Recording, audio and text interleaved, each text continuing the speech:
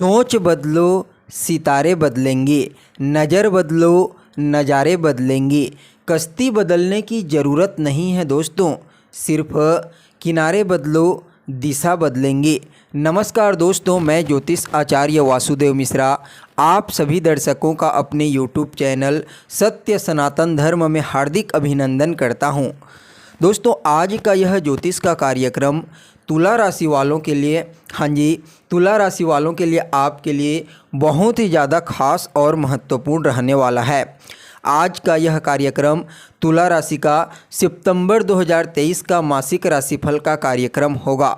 जी हाँ दोस्तों, आज की इस वीडियो में जानने का प्रयास करेंगे सितंबर 2023 का महीना आपके लिए तुला राशि वाले जातकों के लिए कैसा रहेगा। सिर्फ कैसा रहेगा ही नहीं, बल्कि हर एक वह जानकारी जो आपके मन में प्रश्न के रूप में मौजूद है। आपका स्वास्थ्य कैसा रहेगा, आपकी शिक्षा कैसी रहेगी, आपकी लव लाइफ कैसी रहेगी, आपका दाम्पत्य जीवन कैसा रहेगा, भाग्य के दृष्टिकोण से महीना किस प्रकार रहने वाला है, बिजनेस व्यापार करियर और फाइनेंस के दृष्टिकोण से महीना कैसा रहेगा, नवग्रह मिलकर के क्या परिणाम देंगे। जी हाँ दोस्तों, एक नहीं दो नहीं बल्कि पूरे 9 ग्रह मिलकर के आपको पूरे महीने क्या फलाफल देने में सक्षम रहेंगे, पूरे विस्तार के साथ हर एक जानकारी आपको बताएंगे। इसलिए अगर आप भी एक तुला राशि के जातक हैं तो दोस्तों वीडियो को बिल्कुल भी मिस ना करें।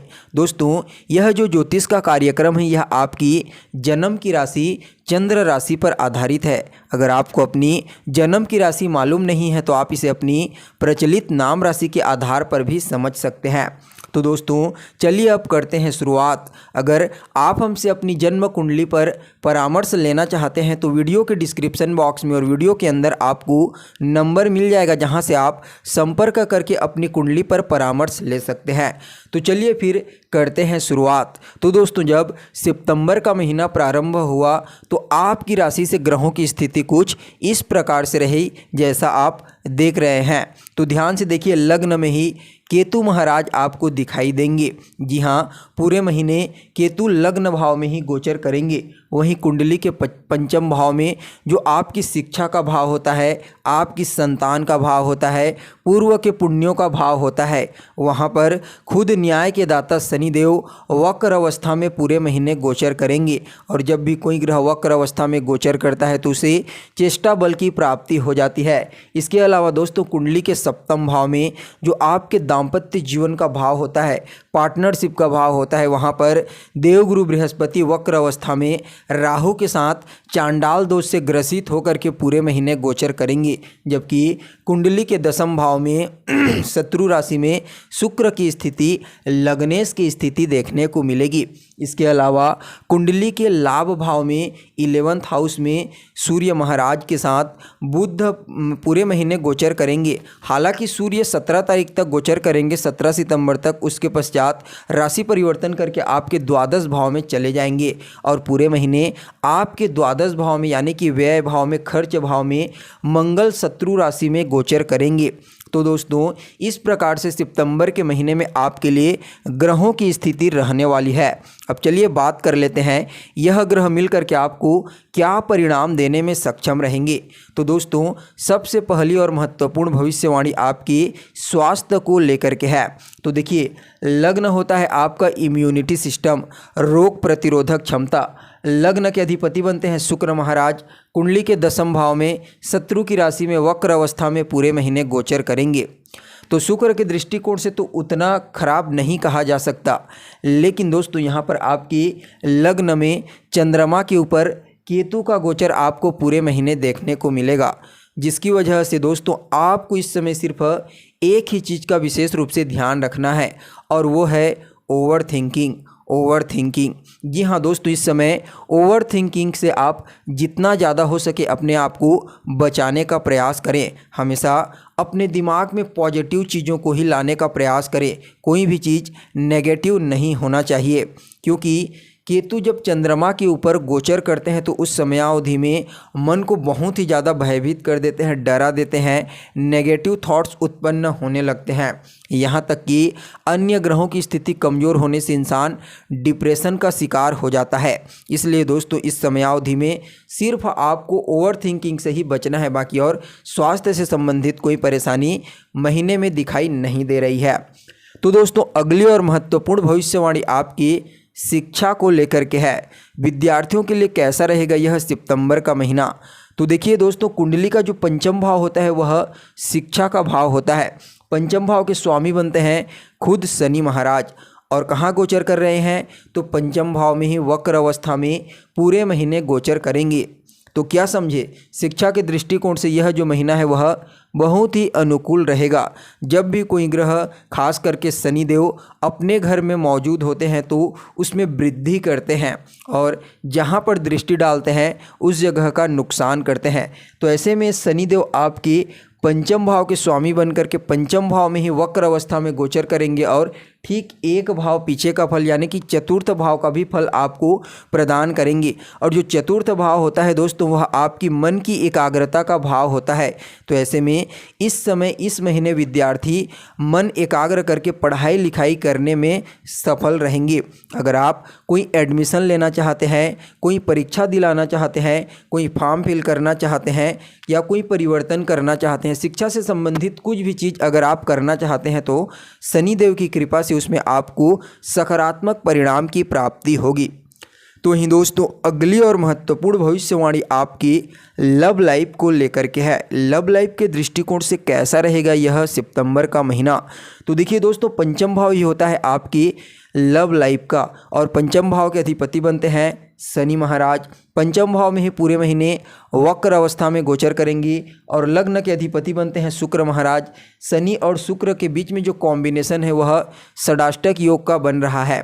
तो ऐसे में दोस्तों अगर आप रिलेशनशिप में हैं तो आपका जो पार्टनर है वह आपकी फीलिंग को समझने का प्रयास करेगा, लेकिन फिर भी उनके अंदर जिद, अकड़, ईगो जैसी चीज़ें देखने को मिल सकती है, और इन चीज़ों को आपको झेलना भी पड़ेगा। इसलिए दोस्तों अगर आप रिलेशनशिप में हैं तो इस महीने थोड़ा अपने आप को नियंत्रण करके संबंधों को बेहतर बनाने का प्रयास करें तो आपके लिए बेहतर होगा।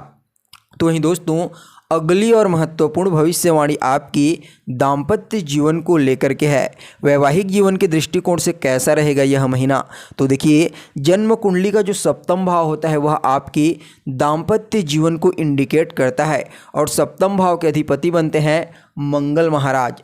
कुंडली के द्वादश भाव में पूरे महीने गोचर करेंगे, और द्वादश भाव तो अच्छा बिल्कुल भी नहीं माना जाता, वह खराब स्थान होता है। और सप्तम भाव में राहु और गुरु का प्रभाव जो चांडाल दोष कहलाता है। तो ऐसे में दोस्तों सप्तम भाव तो एक प्रकार से पीड़ित हुआ ही, साथ में यहाँ के जो अधिपति बनते हैं मंगल वह खराब अवस्था में हैं, और मांगलिक दोष का निर्माण भी आपके लिए इस महीने करेंगे।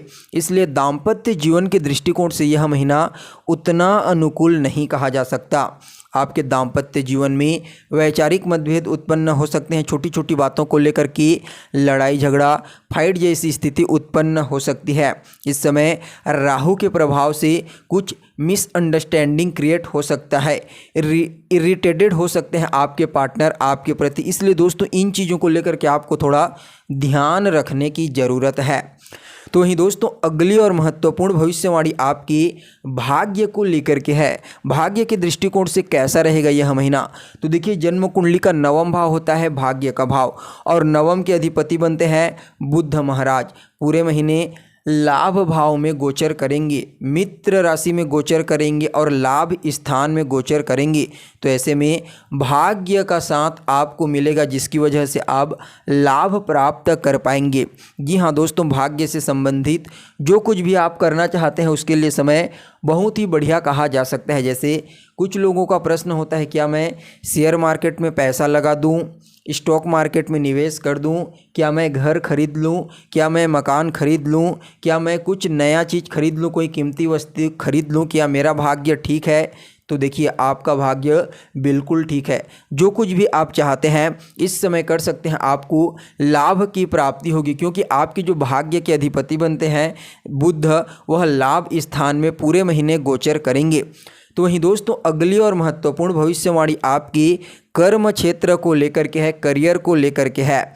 देखिए कुंडली का जो दसम भाव होता है वह आपके कार्य क्षेत्र का होता है और दसम भाव के अधिपति बनते हैं चंद्रमा, जो 2.25 दिन में एक राशि परिवर्तन कर लेते हैं। तो ऐसे में एक महीना में पूरे 12 राशियों में गोचर करेंगे।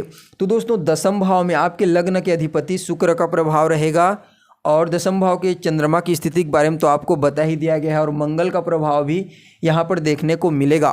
तो ऐसी स्थिति में दोस्तों जो लोग बिजनेस व्यापार करते हैं, कार्य करते हैं, चाहे सरकारी क्षेत्र हो, प्राइवेट सेक्टर हो, वहाँ पर थोड़ा ज़्यादा ही आपको कार्य करना पड़ सकता है, क्योंकि शुक्र महाराज जो है वह वक्र अवस्था में पूरे महीने गोचर करेंगे।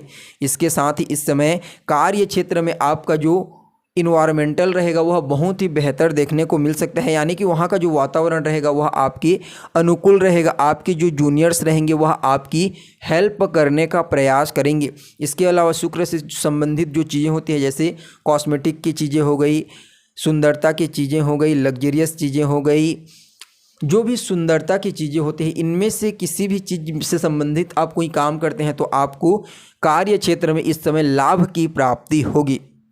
तो वहीं दोस्तों अगली और महत्वपूर्ण भविष्यवाणी आपकी बिजनेस व्यापार को लेकर के है। तो कैसा रहेगा सितंबर का महीना आपके बिजनेस व्यापार के दृष्टिकोण से? तो देखिए कुंडली का जो सप्तम भाव होता है वह आपकी बिजनेस व्यापार का भाव होता है, आपके डेली इनकम का भाव होता है। बुध बिजनेस के कारक माने जाते हैं। दसम भाव कर्म क्षेत्र का भाव होता है। तो यहाँ पर सप्तम भाव तो पीड़ित है। राहु गुरु चांडाल योग का निर्माण किए हैं। बुध की स्थिति ठीक ठाक दिखाई दे रही है, शुक्र की स्थिति भी ठीक ठाक दिखाई दे रही है, लेकिन जो सप्तम भाव के अधिपति हैं मंगल वह द्वादश भाव में गोचर कर रहे हैं, जो उनकी स्थिति ठीक नहीं है।